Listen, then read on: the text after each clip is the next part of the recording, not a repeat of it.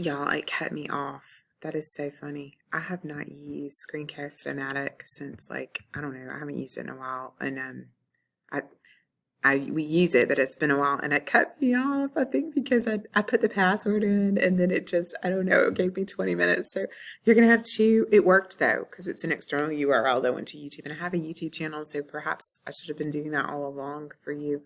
Waiting on Panopto, so to see, and so it looks like I have it all down pat by midpoint here, but hopefully you're still enjoying the class. So anyway, you'll have two recordings. I just checked them so you can get to them. And if you're confused about the syllabus, I know we're in week 12 and it says kind of case conceptuals to do like job search, etc. I'm going to move that to the end and just kind of talk more about EMDR, yoga, neurofeedback, TBI. This week and next, my recordings will be about just to and then we'll kind of go into the job search and stuff like that, and then I want you to give me some feedback on what you want to hear about. But we already went over this. These are the bandwidth, and I don't have that much left, but this kind of tells you we're kind of going into some depth, like alpha brainwaves, 7 to 13 hertz. Meditation begins here when you're in the right hertz. Mind chatter slows down. Great for learning and studying. When we're training alpha, creative ideas can flow when your alpha is right. It reverses your brain's aging. Habits and fears and phobias will melt away. You have a sense of calm and peace. I actually did alpha theta, which I can talk about this time and perhaps next. But alpha theta training is kind of the premier neurofeedback. I got to watch my time because if I go to 20 minutes, I'm going to get cut off. The neurofeedback premier. And it was really interesting. It is powerful, the neurofeedback, and it's not putting electrical impulse in your brain. And there's huge risk for us. And there's a huge risk for us as clinicians because it's so powerful. And you're thinking, how is this so powerful? It's not even really doing it. Your eyes are closed and you're just listening to sounds. But it's the way it stimulates the default mode network in the brain when you're doing alpha theta that can get you into this, but it can also access trauma. So what's interesting for me when I was doing alpha theta, I had no expectations about it. I was like, and I was like, oh, I'm going to take a nap. At about 27 minutes in, I went into this crazy meditative state where I was in my grandparents' backyard. I was a little girl. And it was not traumatic. It was really happy and positive. And I was walking around the edge of their backyard. And it was crisp and clear spring day. I could feel the sun. I could see the flowers. I could remember things I had never recalled. I traced and walked around all the flower beds. I could see stains on the concrete. I could smell smells. I could hear birds. It was, I don't know what it was, indescribable, like this crazy meditative state that I was in, this deep meditative state. And that's why I shared it with you, because it was so awesome. Like I was a really happy time for me. So it was really neat to kind of feel like I was back in that backyard. It was kind of like a play garden for me, and I had a little playhouse. And so you see here that it's telling you that deep subconscious mind you're accessing when you're training. And it's a gateway to deeper mental states, advanced focus, relaxation. People come in to train to be optimally functioning in their brain. This treatment is good for anxiety and depression, stress, panic, power, happiness, and confidence. Who doesn't want that? Are you kidding me? I'm about to sign you all up. Retaining and beta brain waves. These beta brain waves can be associated with worry and stress and paranoia, fear, irritability, moodiness, and anger. Connected to a much weaker health and immune system. Fully awake and alert, people spend most of their time in beta. They can be very nervous and anxious and depressed if their beta brainwaves are not in the right functioning. Theta is alpha theta. Remember, I just talked about alpha theta training that I did, where I got into that cool place where I was, it makes me want to go to my office and hook myself up. I probably should do that this afternoon. It would probably be good for me before being off. I'm off next week, by the way. That's why I'm recording you for next week. It's my spring break, and I'm going to be on a beach reading a book and not thinking about any of this stuff so that I can be a better person for all of you. So I highly recommend making sure you take your time out. I will check email if you need me. I will be around and available that way, but a little bit. So deeper meditation near the stage of sleep, vivid dreamlike imagery, creative visualization. You feel more open and connected. This is, if your theta waves are healthy, you can have super creativity and insight, intuition, inspiration, a deep subconscious, superconscious mind, trance-like GABA immune system activation, healthy serotonin, endorphins, acetylcholine, lower cortisol, deep relaxed, sleeping better, emotional intelligence. So these theta brainwaves are alpha theta training, which Bessel talks about in the book here. There's a whole section about it.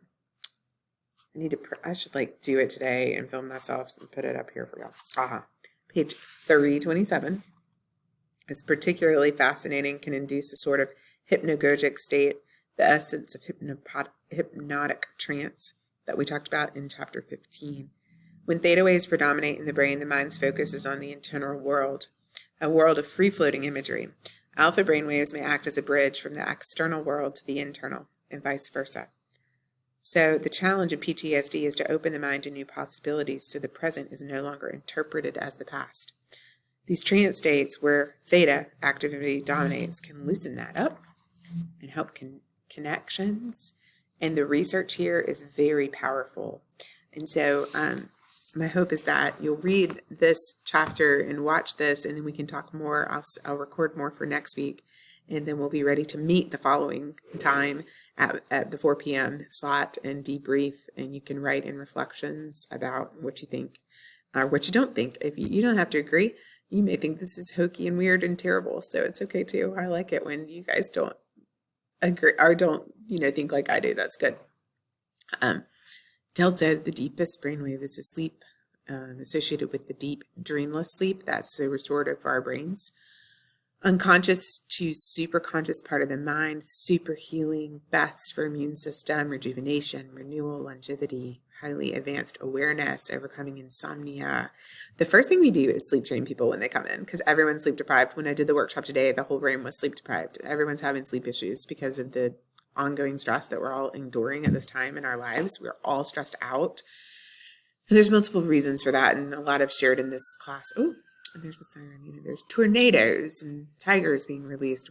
There was a tiger last weekend. I launched my wellness retreat, and it was amazing. I'm just tell you guys that, I think, but it was far better than I could have ever hoped for. But there were tigers that got out, and they were on the back property, and it was crazy. So we didn't see the tigers, but I said we had so much power and good energy that we released a tiger. So it was kind of cool.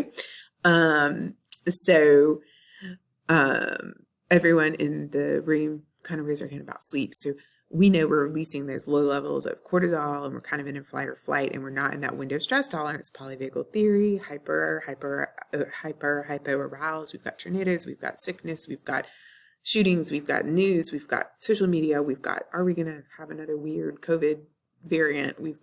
I'm forgetting something important, I'm sure.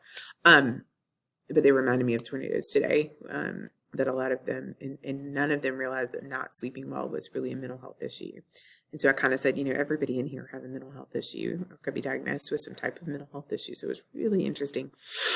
So we know that sleep is the number one thing for healing anything. And so when we're not getting good sleep, we're not getting deep sleep, we're not getting REM sleep, then we know that we're having issues with our mental health. And so one of the first things we do is sleep train people. So, and it works. So the International 1020 system, what is that? So wanting you to know some of the lingo as you move forward and you go to trainings and you go teach and you guys go on and counsel and people come in and talk to you about it, you'll know what they mean. That is the designated system and the regions of the cerebral cortex by letter and number. And that's how we know where to put the sensors according to those designations. If you're new to neurofeedback, it can be very confusing, purchasing hardware versus software. Let me see what I said about that. Okay.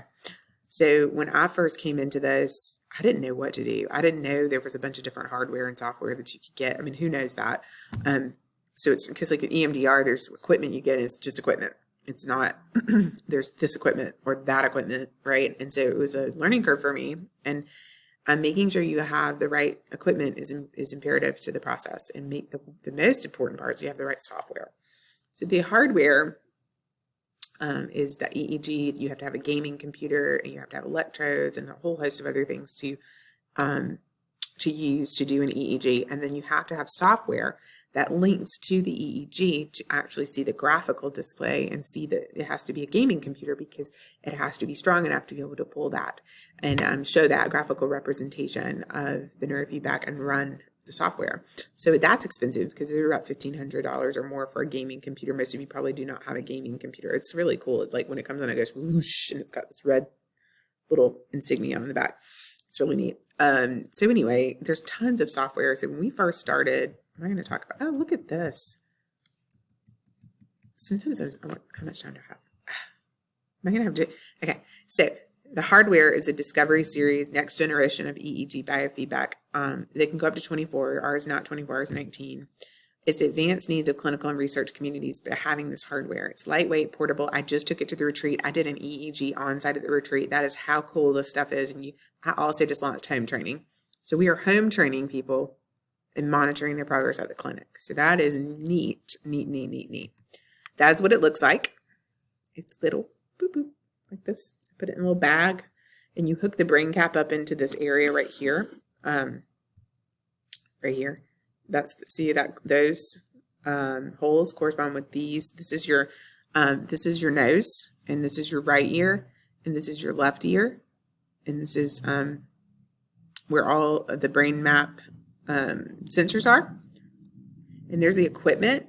So these are the brain caps. So you see how they have those matching sensors. And then there's a link here with all those leads to, if you went back here, that correspond with each one of those areas that go to those areas. There's all the gel and measuring the head because everybody has different head sizes. So you have to have different caps, electrodes to troubleshoot. You have to clean the ears, abrade the ears, etc. You have to have a gaming computer. There's some nice little picture of gaming computer and headset. This is actually a picture of me doing a brain map on a student. So you see me that's what the cap looks like, and that's hooked up to the EEG, and you see me injecting electrode gel into each one of those sites so I can get a conductivity and a read. And then this is what it gives me, but mine is color and pretty. And it's so easy and user-friendly that your clients will automatically know. I use NewMind software, and it saved my life when we went with a different company at first. I didn't think we would be able to use it because it was so difficult to understand how to do. Then we went to a conference, which I'm going to talk about the importance of networking. I did this presentation right here at a LPCA conference, Licensed Professional Counselors of Georgia and Savannah, in 2021. And when I did that, we had providers who used neurofeedback who started collaborating with us and telling us about NewMind. We got a free month with NewMind, and we have never looked back. And their software is amazing. It is user friendly, and it is perfect for clinicians that don't want to spend 24 hours a day learning neuroscience. We can't. We have other clinical duties that we have to do. We can't just do this. So acute EEG, like I said, it's a baseline data of your brain compared to databases of normal brains, quote unquote. Clinical symptoms are reflected by the statistically significant results that are greater than 2 standard deviations above the mean. That it's like, wait, this is way outside of the normal distribution. So this is indicative that something's going on because your brainwave activity is elevated or lower. Where did my time go? Ooh, okay. So how EEG training works is the trainee is given feedback precisely at the time when the cycle of the brainwave is most desirable, which I said earlier. For example, if someone's training to become more alert, tones are activated, computer graphics are activated. Each time the cycle of the brainwave moves into the distracted tone, that ceases. The brain cooperates simply by reinforcing teaching the brain how to promote healthy brainwave patterns. It's really amazing. It's operant conditioning. And a live demonstration I'm going to do for you guys, but I can't do it right now. Look how pretty this is. I did a good job on that. It's okay to give yourself a pat on the back. Okay. Yes, I'm sure you're going to have questions, comments, concerns, or just, questions about how this works. But like I said, and actually let me pull up NewMind real quick for y'all. Mind Maps. This is our software, and I'm going to log in here. And this is, let me see, how do I do this without, I was about to say, I want to pull up something for you guys, and maybe I'll figure that out. Let's try this, and I'm going to scroll down quick so we're not, let's check this one out real quick, just because I know that this is someone who will not care if we look at it, and it's okay. So there we go. And here we go. This is what comes of it. And we see that this is their assessments that they completed, and then the EEG, cross-referencing, aggregating that data to either affirm or deny the self-report. I'm going to quickly show you guys, because in the next lecture, maybe I'll go over this in more detail. This is an as closed map, and then an as opened map. And you can see the areas of overactivity are red and yellow. The areas of underactivity are blue, light blue, and aqua, and gray is normal distribution. So you see how as open map look different than as closed map. And then it suggests protocols to train, where to start training, because that's where the areas of the brain were overactive or underactive. It says supplements that the client should take, and then gives a beautiful narrative report of what's going on in those areas. So you can see that elevated beta is general anxiety and insomnia for this client. Frontal alpha is brain fog, low motivation, and sleep, and they concurred with all of this information here. Perseverance, negative rumination, etc. I don't know why this little thing's okay. So just giving you an idea what that looks like. I'm going to post these videos, and hopefully you'll enjoy them, and I will post another video for next week. All right, thanks everybody. Have a good week.